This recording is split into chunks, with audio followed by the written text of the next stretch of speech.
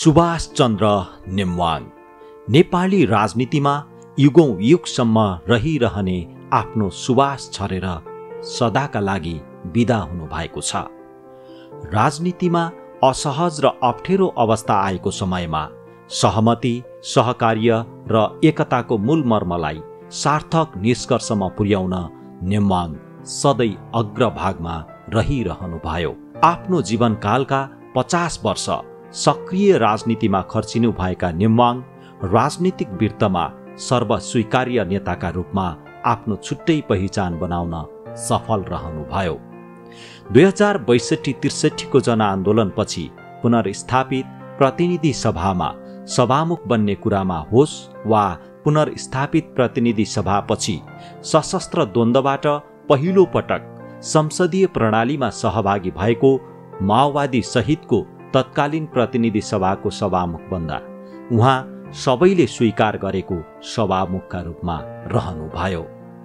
पुनर्स्थापित प्रतिनिधि सभाका सभामुखका रूपमा 2063 साल जेठ 4 गते उहाँले संसदबाट 238 वर्षको इतिहास रहेको राजतन्त्र र राजाले उपभोग गर्दै आएका सम्पूर्ण अधिकार कटौतीको घोषणा गर्नुभएको थियो। यो नेपाललाई नयाँ राजनीतिक युगमा प्रवेश गराउने युगान्तकारी घोषणा रहेको थियो।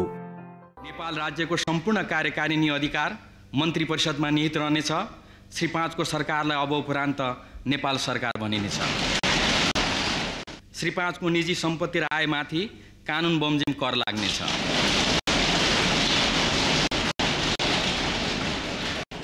श्री 5 बाट भए गरेका कामहरूका बारेमा प्रतिनिधि सभा र अदालतमा प्रश्न उठाउन सकिनेछ।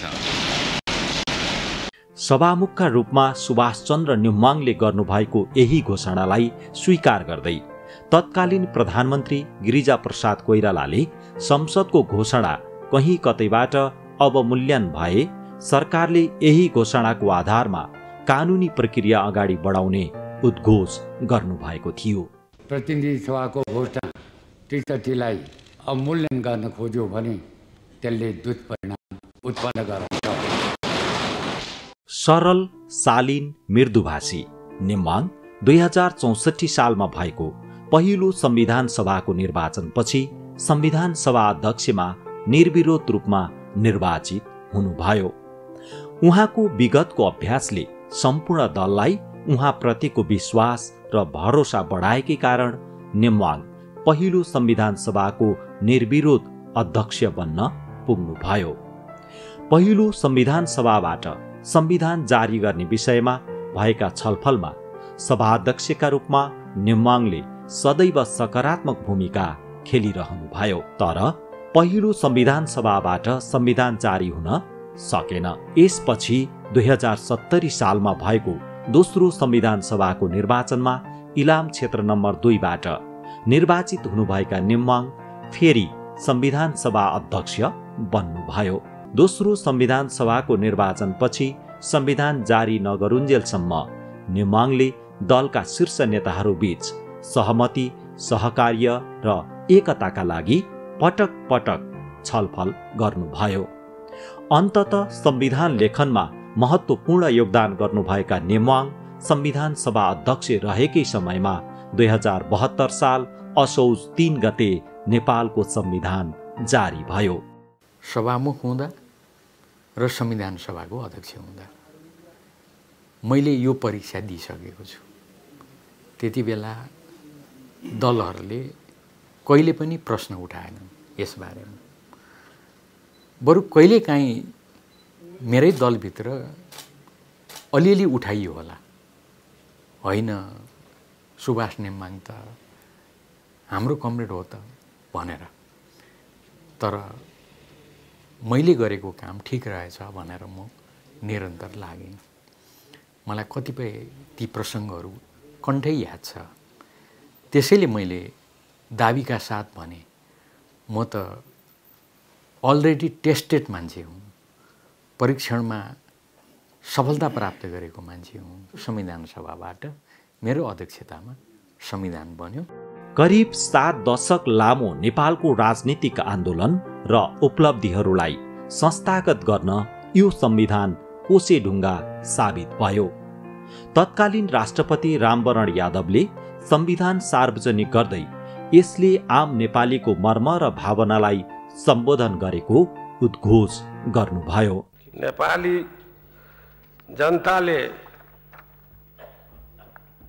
झन्डै 7 दशक अघि प्रारम्भ गरेको अथक लोकतान्त्रिक आन्दोलन र दिगो शान्तिको पक्षमा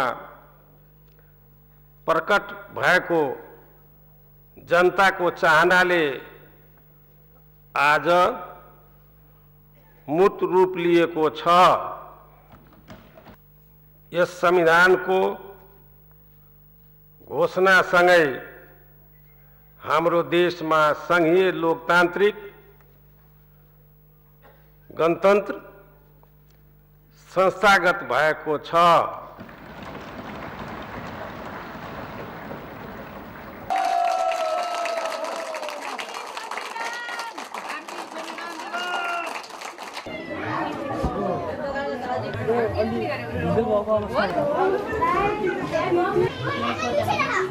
यस पश्चात रूपान्तरित संसदको सभामुखको जिम्मेवारी समेत नेवाङले नै निर्वाह गर्नुभयो। यो अवस्थासम्म आइपुग्दा सुभाष चन्द्र नेवाङको नाम संसदीय व्यवस्थाको पर्यायवाची जस्तै बनिसकेको थियो। संविधान सभा अध्यक्षका रूपमा उहाँले निर्वाह गर्नुभएको भूमिकाका बारेमा चौतर्फी प्रशंसा भइरह्यो। हामीले यति राम्रो संविधान नै बनाएका छौँ, अब त्यसतर्फ जानै परेन, अब अर्को आन्दोलनै गर्नु परेन, यसलाई व्यवहारमा कार्यान्वयन गर्दै अगाडि बढ्नु पर्यो। र म के भन्छु भन्दाखेरि आधारभूत कुराहरूमा दलहरू एक ठाउँमा उभिनु पर्यो। जस्तो उदाहरणको लागि भन्नुहोस् शान्ति प्रक्रिया, अब फेरि हिजोको त्यो द्वन्द्व फर्केर आओस् भन्ने कोही एकजनाले पनि चाहन्छन्? मलाई लाग्छ चाहँदैन। उहाँको भूमिकालाई सबै राजनीतिक दलहरूले अपनत्व लिने वातावरणको विकास भयो।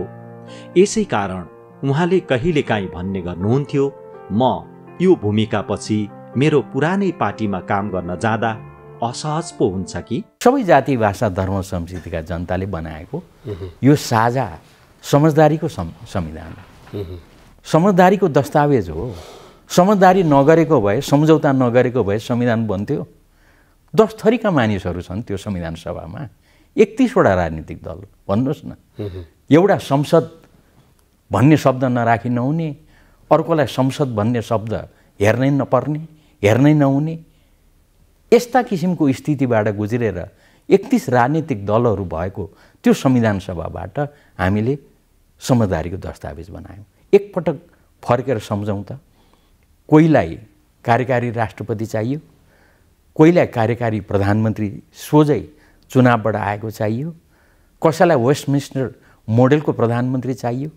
हेरौँ त, त्यो सम्पूर्ण राजनीतिक दलहरू एक ठाउँमा बसेर समझदारी गरेर अनि हामीले संविधान बनायौँ।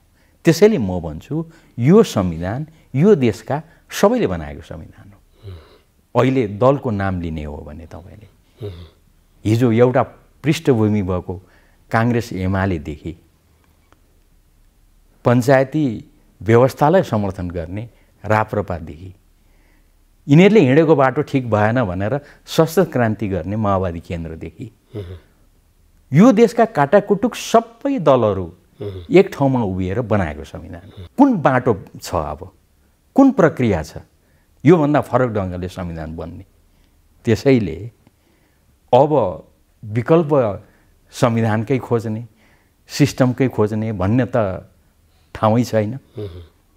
हामीले उत्कृष्ट संविधान बनायौँ, समझदारीको संविधान बनायौँ। अब त्यही संविधानलाई टेकेर अगाडि बढ्ने हो, जनताको कुरा सुन्ने हो, सकिन्छ सक्नेसम्म आफूले गरेर देखाउने हो, सकिँदैन जसले सक्छ उनीहरूलाई ठाउँ दिने हो।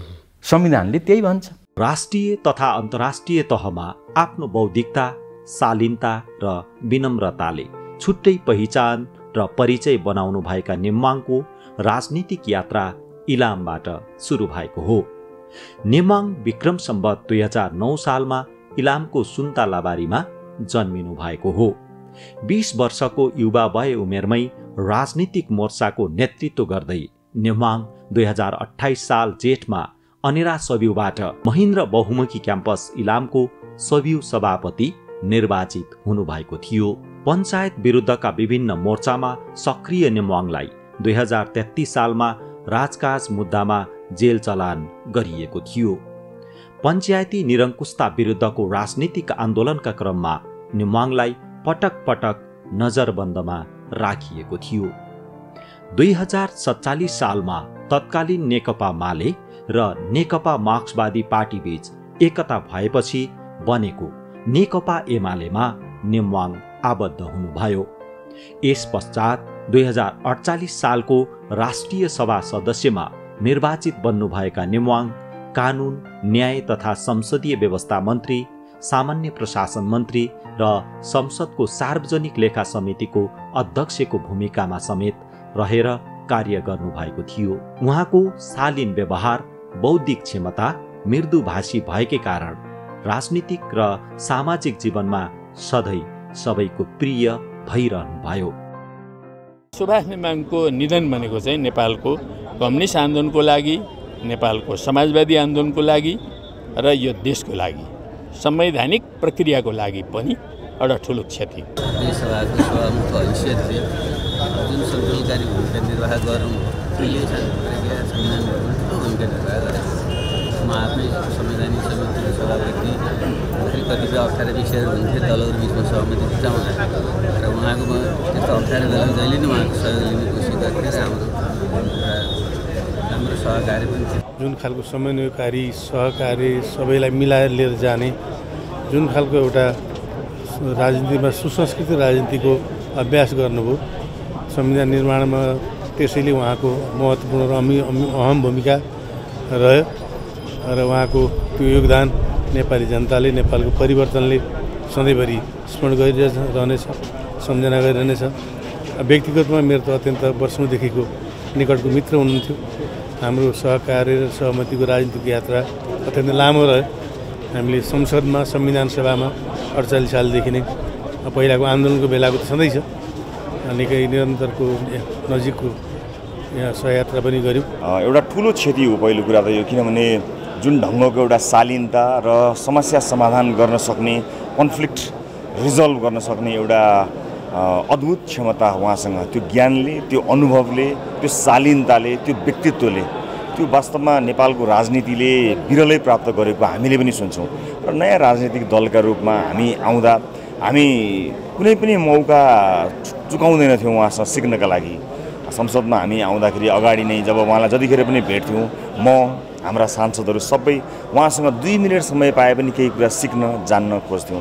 त्यो एउटा ठुलो एउटा क्षति चाहिँ नेपाली राजनीतिले, सिङ्गो मुलुकले बेहोरेको हामीले महसुस गरेका छौँ। उहाँको शालीनता, उहाँको समन्वयकारी क्षमता, त्यो नेपाली राजनीतिले सधैँ मिस गरिराख्ने र सधैँ अभाव महसुस गरिराख्ने व्यक्तित्व हो। र यो जुन अकल्पनीय चाहिँ घटना भएको छ, म दुःख व्यक्त गर्न चाहन्छु र हार्दिक श्रद्धाञ्जली व्यक्त गर्छु र परिवारजनमा र नेकपा एमाले सम्पूर्ण परिवारमा गहिरो संवेदना व्यक्त गर्दछु। नेपाली राजनीतिमा खास गरी अहिले यो संविधान निर्माणमा उहाँले पुर्याउनु भएको योगदान र पछिल्लो दिनमा पनि फेरि पनि चाहिँ सहकार्यको जुन समन्वयकारी भूमिकाको जुन उहाँले चाहिँ भूमिका निर्वाह गर्नुभएको छ, त्यो चाहिँ सधैँभरि सम्झने खालको कुराहरू छ। खासमा हाम्रो लागि त उहाँ एउटा पाठशाला नै हुनुहुन्थ्यो। संसदीय अभ्यासका क्रममा कहाँ के गतिविधि भएको हो, कहिले कुन अभ्यास भएको, त्यो सबै जानकार हुनुहुन्थ्यो। हामीले मार्गनिर्देश पनि गर्नुहुन्थ्यो। हामी त भर्खर संसदमा प्रवेश गरेका, उहाँबाट प्रशिक्षित पनि हुँदै गरेका थियौँ र हामीले एउटा ठुलो अवसर पनि गुमाएका छौँ यो हिसाब। अब हामीले त संसद भनेकै उहाँको, संसद मैले लेखेको पनि थिएँ, संसद भनेर जति बेला नाम लिन्छौँ नि उहाँकै तस्बिर अगाडि आउँछ। हामी त त्यही संविधान सभा देखेका हौँ। उहाँको कार्यकाल जुन त्यहाँ रह्यो र जुन शालीनतापूर्वक उहाँ प्रस्तुत हुनुहुन्थ्यो, मृदु भाषामा चाहिँ सबै कुरा भन्नुहुन्थ्यो, त्यो नै हाम्रो लागि उहाँको चाहिँ संस्मरणमा रहनुभएको छ।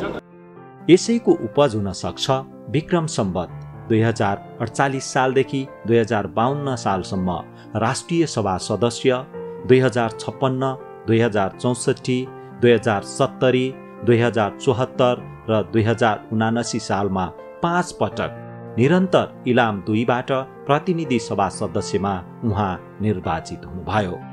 उहाँ पछिल्लो समय दलको उपनेताको भूमिकामा समेत हुनुहुन्थ्यो।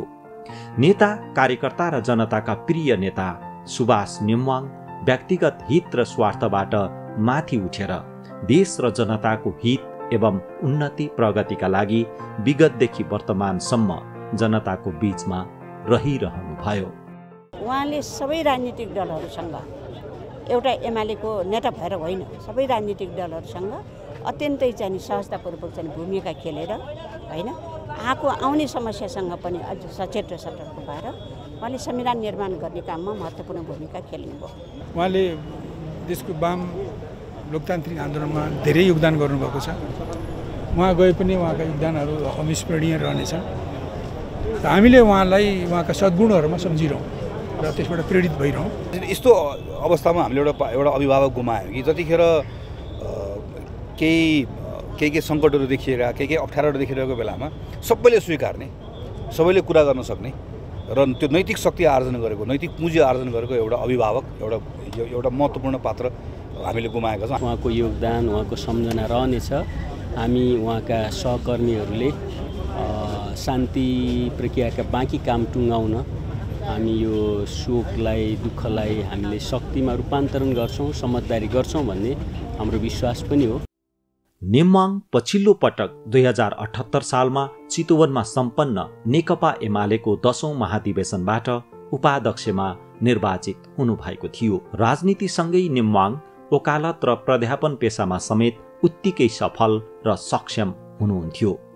उहाँले विक्रम सम्वत 2035 सालदेखि 2042 सालसम्म नेपाल ल क्याम्पसमा प्राध्यापन गर्नुभएको थियो। वरिष्ठ अधिवक्ता समेत रहनुभएका नेम्वाङ नेपाल बार एसोसिएसनको निर्विरोध महासचिव समेत निर्वाचित हुनुभएको थियो। नेम्वाङका श्रीमती, 2 छोरा र 2 छोरी रहनुभएको छ। सूर्योदयको जिल्ला इलामबाट उदाएको एउटा उज्यालो राजनीतिक नक्षत्र भौतिक रूपमा हामी सामु नभए पनि उहाँले अगाडि बढाउनु भएको सहमति, सहकार्य र एकताको अभ्यास युगौं युगसम्म रहिरहनेछ। संसदीय व्यवस्थालाई संस्थागत गर्न र राजनीतिलाई सही मार्गमा अगाडि बढाउन उहाँले खेल्नु भएको भूमिकालाई हामी सदैव सम्झिरहनेछौँ। हार्दिक श्रद्धाञ्जली, सुभाष नेम्वाङ।